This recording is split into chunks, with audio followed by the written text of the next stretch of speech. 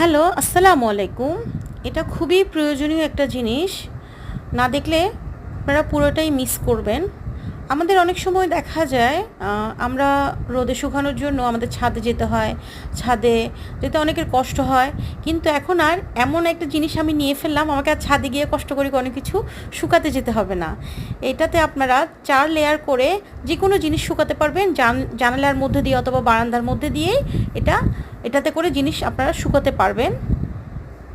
এটা আমি দারাজ থেকে অর্ডার করেছি। বিভিন্ন পেজেও এটা পাওয়া যাচ্ছে। আপনারা চাইলে যেকোনো পেজ থেকে নিতে পারবেন। এটা হচ্ছে ৪ লেয়ারের একটা